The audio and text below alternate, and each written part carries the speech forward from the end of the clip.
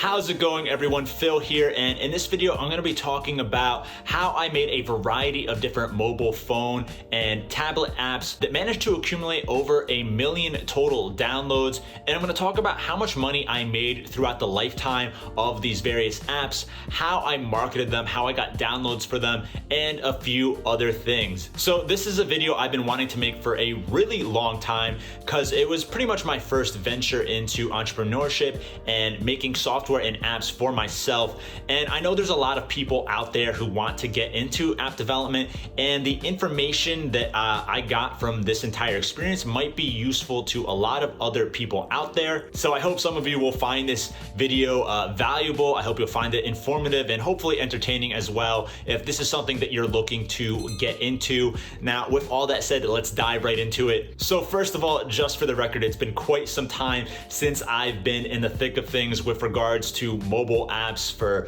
phones and tablets. I started creating and publishing apps all the way back in 2010 while I was still in college. It wasn't really until I graduated in 2012 though that I started taking things a bit more seriously and started trying to get my apps to have some traction in the various app stores out there. And I also want to make it clear before we go any further that at this point in time, as of 2021, late 2021, all of my apps have been taken down from the app stores that they were published on, either by me or the app stores themselves for one reason or another, but I'll get into the exact details of that in just a bit. Now, as far as the apps I was actually making, first off, I was exclusively making Android apps back when I was doing this, and I was for the most part publishing these apps on the Google Play Store. I did try a few other app stores like the Amazon App Store and a couple other really tiny ones, but for the most part, I pretty much just stuck to the Google Play App Store for the duration of this entire experience of mine. Now, in terms of the apps I was making mostly things like games and simple utility apps. Now, by utility apps, I mean things like very basic apps like flashlight apps, white noise generators, speedometers, tip calculators, and a few other random oddities. Meanwhile, the games I was making were things like, tower defense, a few Flappy Bird helicopter style games, if you remember those, and a few other very basic ones. So how did I go about making these apps? Well, thankfully in college, I was able to take an intro to Android development class, which kind of got me hooked into the Android niche. I was a huge Android fanboy for the longest of time. And luckily for me, this class was able to teach me the basics of Android development. And eventually I learned enough to be able to put together some very simple apps, and I just progressively built up on what I had previously learned from that class until at some point in time I was actually able to make a couple of halfway decent applications. Now, I do want to clarify today, if you are thinking about getting into app development for Android or iOS, there's so many more resources available today compared to back then. So I'd say don't be dissuaded or discouraged from trying to get into this niche if you don't want to go to college for this or take some college level classes. In my opinion, you really just don't need that today. There are plenty of free tutorials and courses and videos online that will walk you through the basics and even then some in step-by-step detail. So again, it's just my opinion, but don't be discouraged or dissuaded by the fact that I took a college class to kind of get into this in the first place. But anyways, getting back to the actual apps I was making, this was pretty early on in my career of software development. So honestly, I'd say that 90% of the apps I was making were pretty craptastic affairs. Just like really low quality apps, pretty bad user interface and graphics, just buggy, and they crashed a lot. So these were not, high quality pieces of software that were being made, at least initially. But after honing my dev skills for a few years, I did manage to publish a few that actually gained a bit of traction that were halfway decent.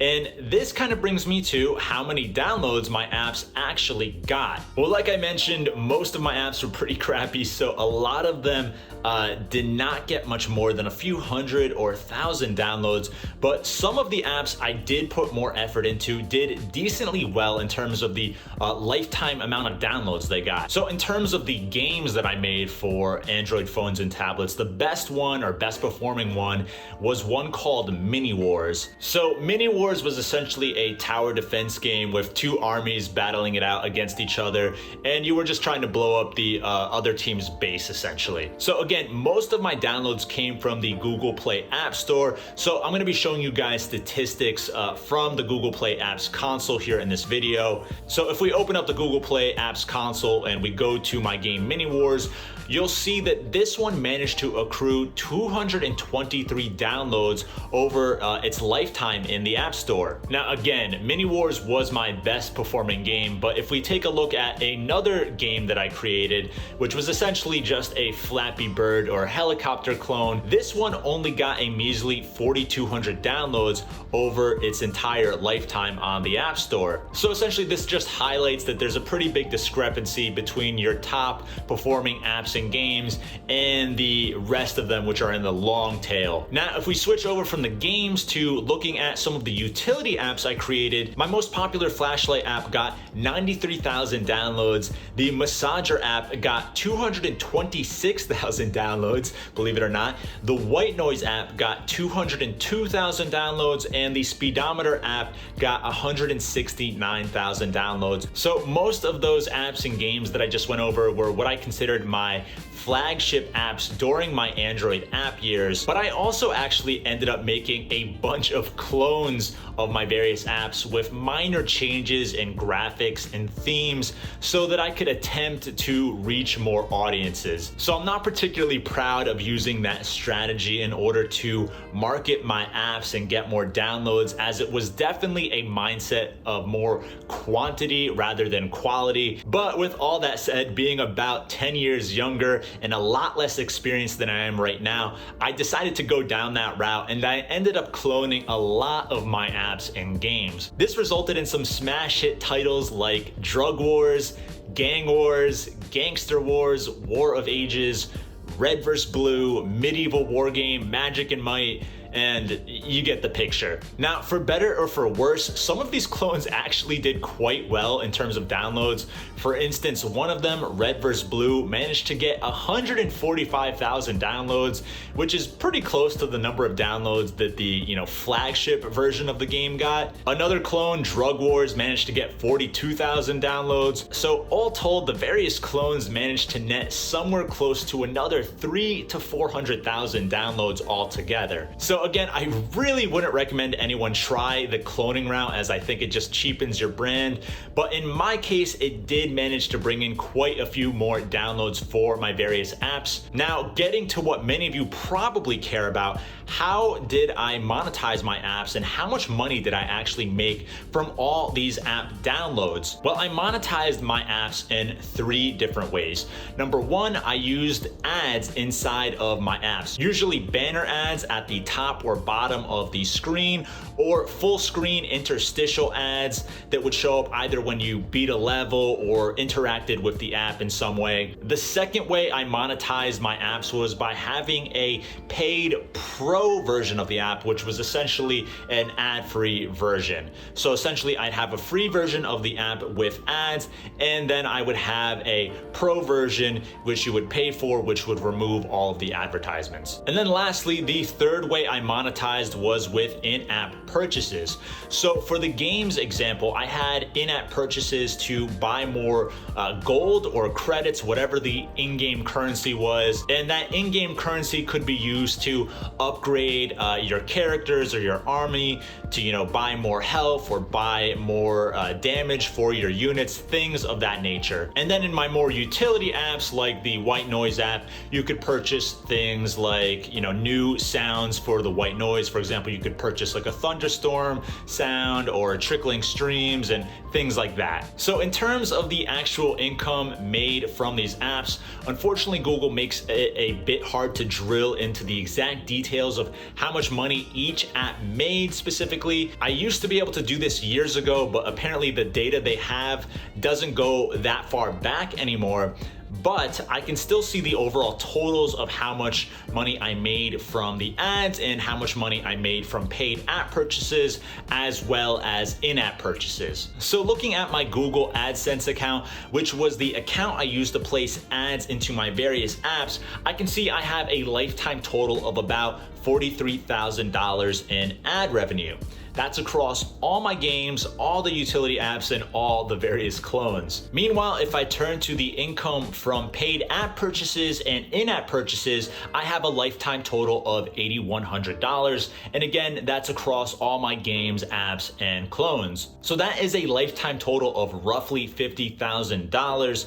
And most of that is profit, as there wasn't really any huge cost associated with making these games or apps outside of the time investment. Now, in terms of the time frame that it took to generate most of that income, the lion's share of the revenue was made within the first few years of publishing these apps. So most of it was made between late 2012 and late 2015. So about 3 years for most of that income to be made. Now, around 2015, as I was getting pretty burnt out from Android development due to working on it pretty much full time between my regular day job and then the side hustle games and apps I was making, I pretty much just stopped working on the apps altogether and just kind of let them slowly fade away for several years. They still continued to trickle in some money here and there, but without me nurturing them and giving them upgrades, they just kind of fell by the wayside and got outcompeted by better games and apps out there. Plus, as the years went on, Google's App Store policies just got more and more strict with more and more regulations. So a lot of my apps actually started getting taken down for a variety of different reasons, and they required some work to get them republished onto the App Store. And by that time, they were barely getting any new downloads anyways, and I didn't really have time to devote any effort into getting these apps republished with my new business. And on top of that, my entire philosophy with regards to software development had sort of changed by that time. I no longer really agreed with that whole quantity over quality model that I had kind of started with the Android development phase of my software development years. So I actually ended up deciding to take down the 10 to 20 apps that were still remaining and available for download on the Google Play App Store. But anyways, there you have it, $50,000 in lifetime earnings over the course of a few years from my side hustle mobile apps and games. Again, most of that was made within the first 3 years or so of really starting this process. So that translates into roughly $15,000 per year. So it's not exactly the most lucrative job out there. But that being said, again, this was purely a side hustle for me outside of my main full-time job. So from that perspective, it was some decent side income. In terms of how I actually marketed all these apps and games, a lot of it was mostly just organic. 2012 was still pretty early days for Android, and a lot of people just like to download apps just for the hell of it back then. So it was relatively easy to get downloads for an app, especially if it was halfway decent.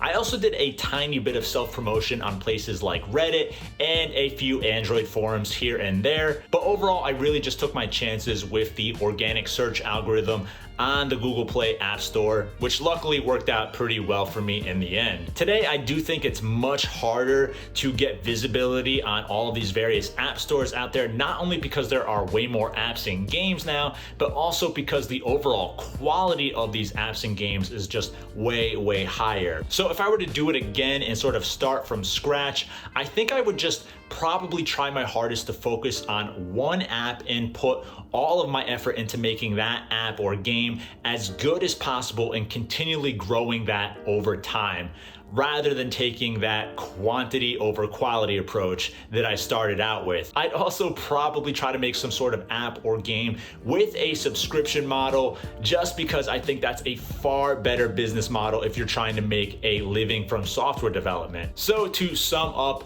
my apps and games accrued somewhere around 1.2 to 1.5 million total downloads, which translated roughly into $50,000 in lifetime revenue. That's probably a surprisingly low income number for some of you when you compare it to the total amount of downloads, but that's just how it is a lot of the time when it comes to advertising. You usually need huge numbers of people viewing your ads in order to make a ton of revenue. But anyways, guys, that is just my experience with mobile app and game development. I'm sure others out there will have wildly different experiences from what I had, but hopefully that gives some of you some valuable information and insight into the mobile app development experience and what you might expect if you were to start doing this for yourself. With that said, that pretty much wraps up this video. Thanks for watching, everyone. If you enjoyed this video, please go ahead and give it a like. It really helps with the YouTube algorithm. And if you want to see more videos like this where I talk about my experiences with software development and earning income from software development, then be sure to subscribe to the channel. I'm gonna have more videos like this one coming out in the future, so you'll definitely want to be subscribed to the channel to check those out. So once again, everyone, thanks for watching, and I'll see you in the next one.